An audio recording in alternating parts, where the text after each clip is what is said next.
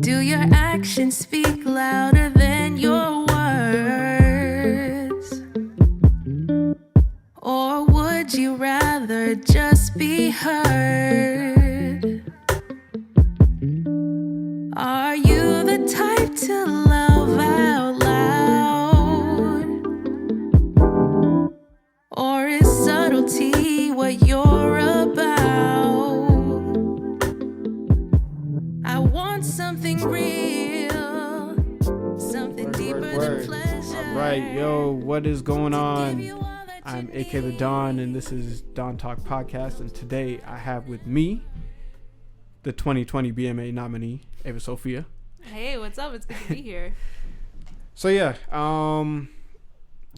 how's it going today? Like, what's it been like? You said it, it has been kind of like a crazy day. So has it just been like traffic and everything? Yeah, just traffic getting here. But like I said, it's such a great excuse to be back at Dorchester Art Project, which is such a dope community space for artists here, and just to like feel in community with other living beings. Yeah, it feels great. It's a great way to spend a Saturday. Yeah, for sure. I was actually just talking to the photographer. I'm spacing on his name. But yeah, like we were just chopping it up, and I was like I never see you, man, but like it's dope to know that there are other like-minded people here in the building, which is why I feel comfortable being here. So yeah, I agree. Well, happy first day of spring. It is the first day of spring today. So yeah, I'm excited, man. This is my favorite time of the year. It's so dope. Hell yeah. And it just feels so good to at least feel in the air like there's an end to like all the trash that's been this previous year. Oh man, it's definitely dope to feel like, okay, something like we're going into something good. Yeah, exactly. So, word. Okay. So let's get started. So just give a little background as to what you do and everything. So I'm primarily a singer-songwriter. I've been performing in the Boston scene for about, I think, close to 10 years now. Oh, really? Yeah, I started when I was a teenager, and no one would know because I don't think anybody actually came to those shows. Those were like some of my worst, to be honest. But you start with what you have and you make it work from there, obviously. But aside from that, I also am a music educator. I work primarily in like nonprofit spaces, and I love working with all different groups of kids. That's kind of what my day job is, but I do like workshops on the side, and I do, before quarantine, I was doing quite a bit of like show curation and community organizing, but I think I've kind of taken a break from that to focus on my personal projects. Just because I feel like I've been at such low capacity since quarantine has started. Right. So yeah, that's kind of a broad sense what I do. Okay, nice. So what got you into either music or like in terms of like pre-COVID, like the event planning and hosting? Well, I think what got me into music, I can't fully say what drew me to music. I didn't really have any outside influences that pushed me into music, but I was always surrounded by lots of different types of music. I always quote my parents for kind of exposing me to a wide range of different styles from a young age. Neither of them were musicians, but I just kind of took to it. Like, I always loved performing. Even as like a young kid, taking dance lessons and acting lessons, and I was in musical theater as a child too, so I was just always on stage in some way. And I found my way into songwriting kind of as a teenager, and I applied and got into Berkeley, so it just continued from there. Okay. And I think as a local artist in Boston particularly, the show curation is kind of comes with the job because there just aren't enough spaces for local artists to thrive. So it is kind of on the artists themselves to create the spaces that they want to see. So that was my initial motivation into it. And I think when I have the mental space for it, I really love being able to put other artists onto opportunities and just being able to like lift up the creative scene any way I can. Yeah. No, I really like that answer. That's kind of why, like, you know, I started this podcast because starting out, so I did do music when I first started, and then I was like, yeah, this is not for me.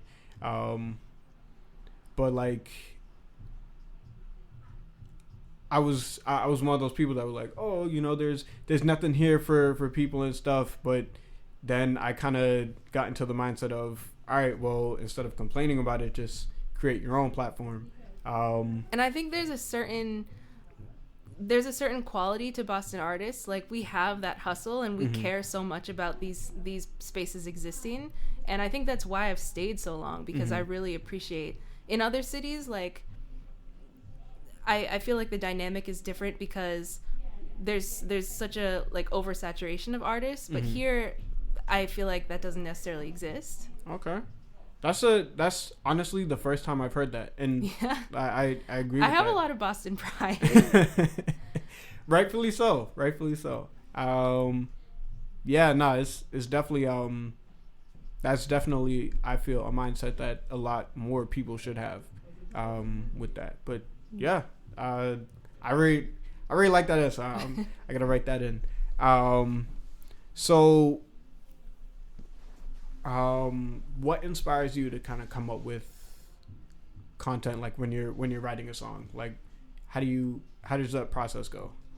I think I'm most inspired by like people and social interactions. I really kind of a theme that's been through all my music is just exploring all different versions of love and what does love look like in obviously romantic relationships, but in family and platonic relationships. How does it shape our world, I guess? And how can it be a force that softens people, that brings people together, that makes people feel vulnerable in a way that's safe? So that's something that's inspired me for a long time. And I think I write from personal experience, but I usually don't put songs out into the world unless I feel like something about the lesson I learned or something that I'm trying to say will be a broader message for an audience. Like, I don't really like putting names out there or like personal specific experiences out there, but more so like lessons I've learned that I want to impart with people. Okay. Yeah. So, cause I was going to ask too, what the last song was Love Language. Yeah. That was last year? That was 20. Was that 2019? It was in 2020. Okay, so yeah. All right. Yeah, because I was gonna ask, and then like before that, and then you know, you have the EP which came out 2019. Right. Oh, did your homework? Yeah. You know, I try to study the people I want to interview, but so. Okay, well, you kind of answered it. Yeah, I was gonna ask about like not why haven't you put out music, but like just kind of bring it up. But like, was there a reason for it? But you explained that. So if you had some advice to give to another creative who's just kind of starting out, whether it's in event curating or, you know, being a singer-songwriter or whatever, what would you say to them? I would say start with the resources that you have at your disposal. So if you have like 5 or 10 friends who you think would come out to a show, have a show just for them. And if you feel like it's not going to be worth it to book a venue because there's some sort of fee, then have it at your house. Like, do it with whatever you have in front of you. And the people who are most on your team and the most supportive of you, like, they'll be the ones who are most excited about sharing your work with other people. So I say, first of all, start with what you have, and it's always worth it to put your work out there. Like if you have any desire for your work to be in the world, I would say do it, because there's no such thing as scarcity to me in the art world. Like there's always room for more content. I love that. So I'm gonna jump back a little bit. So with Love Language, how did that song come about? Was it did 617 Sessions reach out to you, or did they just send it? Like, did they send the beat, or was like, okay, like, we want to have you do the song, and then? So I actually do want to provide some clarity about how the 617 Sessions process works, because I feel like the more I talk to artists, the more I realize that like they don't really know. But it's actually an application-based process that's accessible to anybody. I don't know if I would assume that the application is not open right now, but it opens every single year, and you can go on their website and apply. And I had a demo of Love Language already, so it was not a song that was fully produced, of course, but it was fully written, and I had already gotten Tayshawn to sign on to it, so I sent them a rough demo, and they chose me out of a pool of artists. Oh, okay. So I would say if you're an artist, then like go ahead and apply once the application's open. So you send them, so you fill out the application and you send them a song. Exactly. And then, so they set up like the session and everything, like the recording session? Yeah, okay. They set up everything for you. They pair you with an engineer, and I was paired with Mertz at the bridge, and he was great to work with. It was overall like such an easy and also like so much fun experience to have. Okay. Nice. Actually, I got someone I got to relay that to. All right. So, wow, I did not know that this would be going on. That's kind of crazy. There's always something going on. Yeah. So, what does your daily routine look like? Like on a regular day. Like, what is the kind of process you go through? Well, depends on the month. I feel like I've been saying to many people, like, March has felt kind of slow for me in terms of gigs, but if it's a busier month, then I will wake up and go to work. I work at a nonprofit based in Chinatown, and COVID has really messed things up for childcare centers, but for the most part, I was hired to teach music to the kids that we work with. So I go to work from 9 to 5 every day, and I come home, and if I have anything extra at home, it might be tuning into an open mic, it might be dedicating some time to filling out some sort of application, doing a virtual performance of some sort, or like a virtual lecture or masterclass or something. Yeah. Okay. Nice. So my next question, kind of piecing a little bit of your last answer, do you have any upcoming events or anything that we should kind of be on the lookout for? Yeah. I don't like it. Don't do dates. I don't know. I don't want to ask for dates, but it's all good. Yeah. But I do actually have a single coming out at the end of April, and it's called Simple. Okay. And it has a music video attached to it as well. So I'm really excited to drop that. Okay. So we'll be on the lookout for that. Yeah. So I do have these here. I see. So you can take minimum 5 of each. It depends on how many. Like you can pick however many you want. Okay. But yeah, just go through, like, we can we'll both give an answer on whatever the topic is. Okay, let's do Would You Rather is my thing. Let's do that. Okay. Would you rather have very fat arms with skinny legs, or vice versa?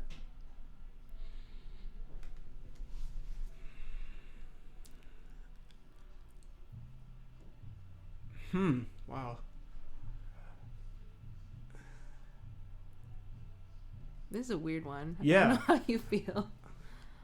I don't know, because I'm trying to think about like everyday living and stuff, and like what the I guess the not the most simple, but like maybe the easiest way. I don't know. Right. That's First of all, to anyone who out there who has either of these body types, no shade. We're not. Yeah. Of we're course. all body positive over here. Yeah. I think if I had to choose, it would probably be like bigger or stronger legs and smaller arms, just because like I use my legs more often. Yeah, that's where I was going. I was like that would make more sense. You know, it's easier to get around and everything. And yeah, I use my legs more than my arms. Trying to be pragmatic. Yeah. So yeah, I'll probably go with that one. Yeah. Nice. I'll go with that one. Let's do what the heck next. Have you ever been bitten or attacked by an animal? If so, what and why? So, yes and no. Yes, because it was a dog. No, because it was my dog. Oh. And you know, I play with her, you know, so like I mess with her, and then she gets to the point where she's like, oh, it's like I'm sick of your crap, so you know, she'll like try to fight back or whatever. Right. And it's fun, like it's playful. But there was one time where like she actually like jumped on me and I fell over and she's like standing on me. Oh no. And I was like, okay, yep, I tap out. That's it. Oh no. But yeah, not really like a horror story. I don't think I have one of those, but yeah, that's the closest. The closest, I've never been like violently attacked by a dog or anything, but the closest I have is when I was growing up, I was in like elementary school or something. There were like squirrels and rodents that got into our roof, and me and my parents came home one day to like a squirrel on, like everything in our kitchen was like disheveled and like disorganized, and there was a squirrel on top of our fridge eating food. Oh my god. Yeah. So not personally attacked, but our house was attacked. Yes. Oh my god. That's like super nerve-wracking. It was traumatic. Yeah. Like you walk into your house and you see a squirrel there, like and your entire house destroyed, like never again. Oh man. All right. Let me pick one. Okay. All right. So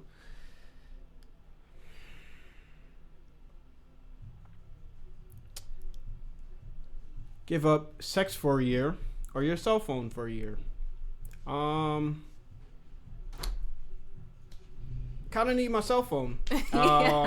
Use that almost every day. So yeah, I'll go with I can give it the first one. What kind of question is this? Yeah, that's why I'm like I didn't even want to read it. I was like, oh no, it just had to be this one. All right. So, have you ever had anything waxed? If so, what? No. I don't know. These cards, I feel like I have bad luck with these cards. It's okay. Of course I have. I'm South Asian. I'm Indian. Waxing is just a part of who we are. Like waxing, threading, all of that. But no, I'm not telling what I get waxed to the people. Not doing that. Understandably. All right. Would you rather never celebrate... This is a good one. Would you rather never celebrate your birthday again or never drink alcohol again?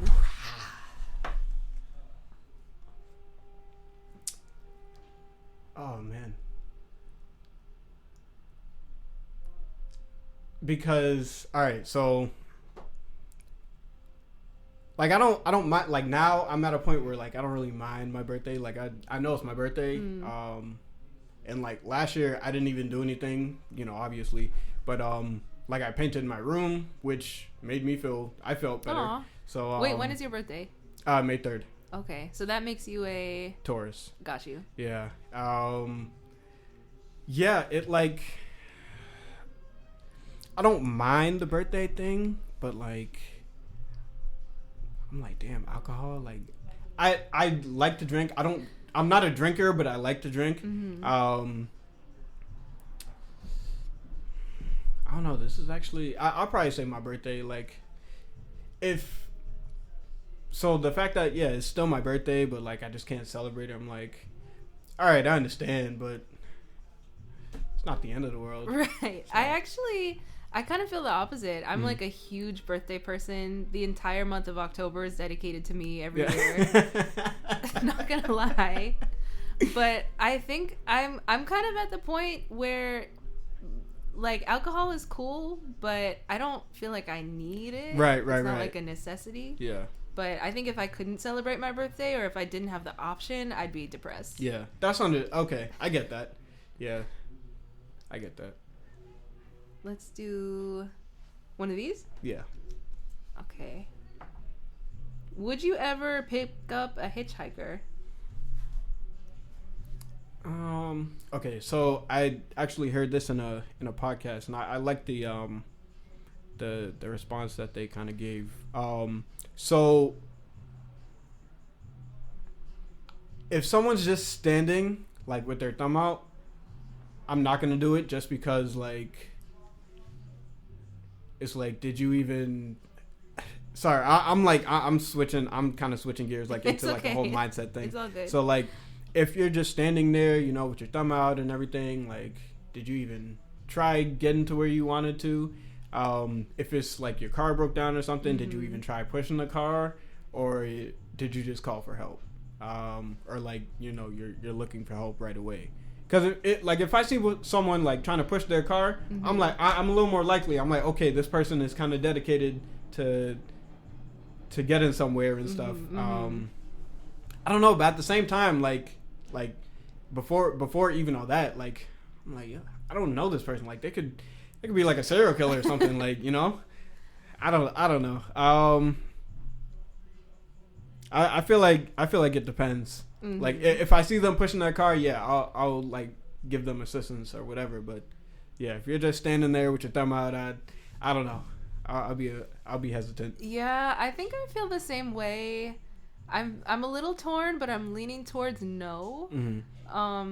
Do you watch Insecure at all on HBO? I honestly have been slacking. I haven't watched it one episode, but I want to. Oh my god, it's one of my favorite shows, and the reason I bring it up is because there's an entire episode to the main character Issa picking up a hitchhiker just because she wants to be a good person, and it turns into like this whole day, and he's this like ridiculous character who's only there for one episode. But I think after seeing that, I can't unsee it, so I just never want to put myself through an experience like that. Yeah, that's real though.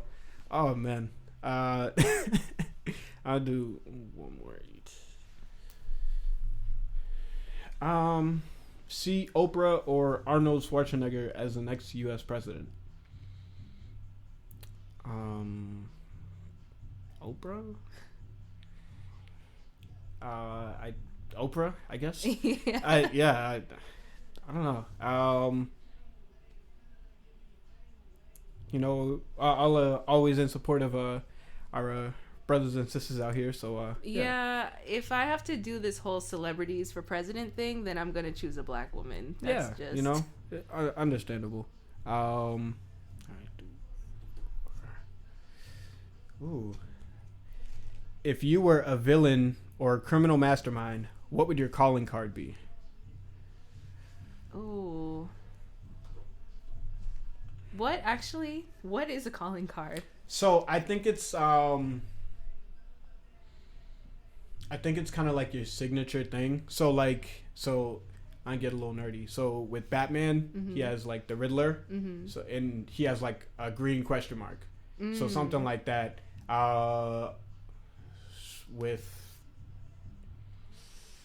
Dang, that's really like the only one I had. I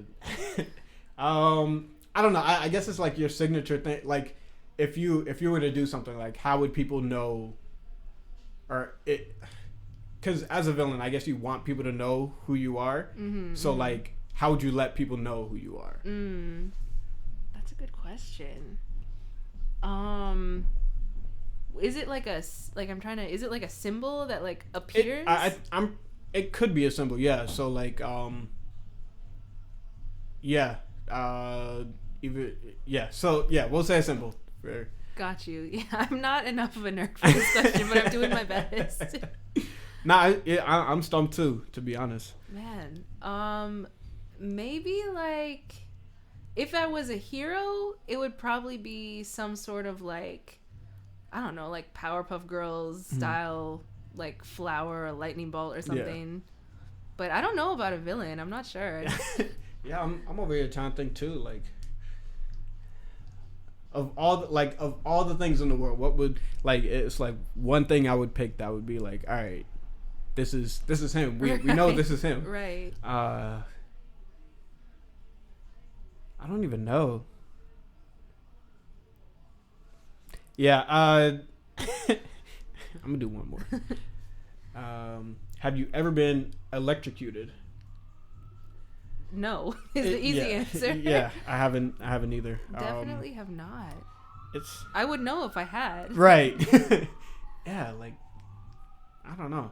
Yeah, these questions are like they're so different, but it's like I like it because they're different. Yeah, you never know what you're gonna get. Exactly.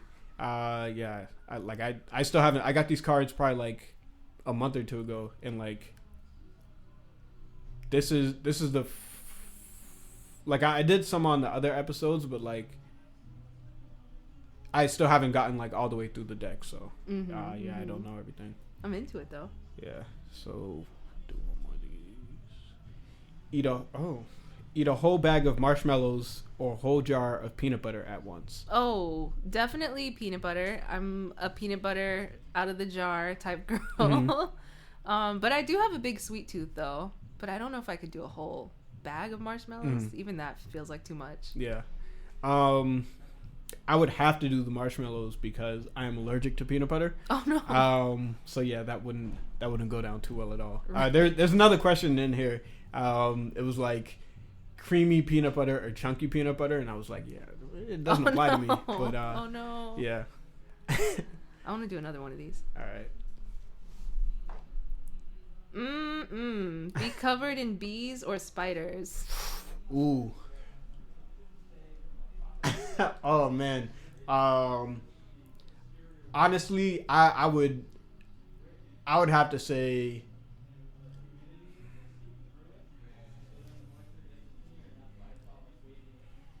all right, so I'm just like simplifying it. So if it's like bumblebees, like just the big ones, like I would do that. If it's and like if the spiders are like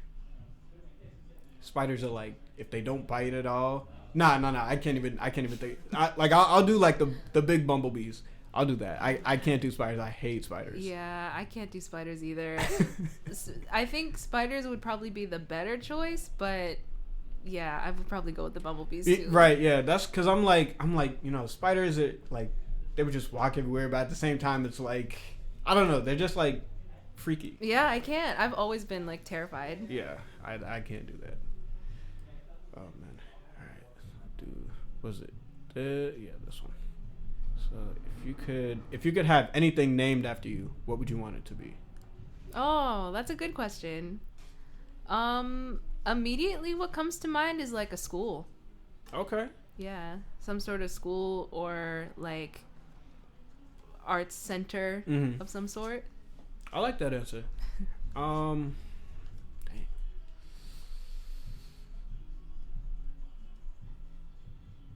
Yeah, I mean, I think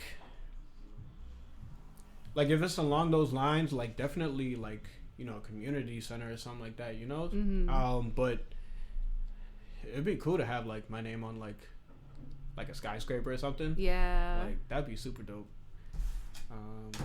Yeah. So I mean, feel free like if you want to do more, we can. But like I kind of asked all the questions I wanted to. Do you have any shout outs? Oh, I should have been more prepared for this. But I guess shout out to Dorchester Art Project, obviously. Shout out to Tayshawn Taylor, who's on Love Language. Shout out to Ava Davenport, who I think connected us. Yes. Big shout out to Eva. Yeah, she's like another, in terms of if we're talking event curation, like she's such a huge inspiration for me because she's always like one of the connectors, I think. Yeah, like always bringing people together. Shout out to Subdrift Boston. They are a local open mic chapter, or they're an organization that's nationwide, but they have a local chapter in Boston. They primarily are based around like the South Asian identity, so they have a lot of Indians, Pakistanis, Bangladeshi performers, but they're open to like anybody. And they're one of the spaces in Boston where I felt like as an adult performer, I really like gained a real fan base for the first time. Okay. And they just had a virtual open mic last night, and like their events are super dope every single month. So shout out to them. What's the name again? Subcontinental Drift Boston is the full name. Word. And where can people find you? You can find me on any social media platform at Ava Sophia Music, and any streaming platform, Spotify, Apple Music, or whatever you use, Ava Sophia. Word. Yeah, thank you for, taking the time to come down here today. It was enjoyable, So yeah, I feel good about this. Yeah, thank you for having me. Of course, that's the goal. Like, I want to try to sit down with as many people as I can. Totally. But yeah. Thank you again. Thank you. Do your actions speak louder than your words? Or would you rather just be heard? Are you the type to love out loud? Or is subtlety what you're about? I want something real, something deeper than pleasure, to give you all that you need. Comes with time and effort. Trust and communicate. Listen, reciprocate. Let your fears turn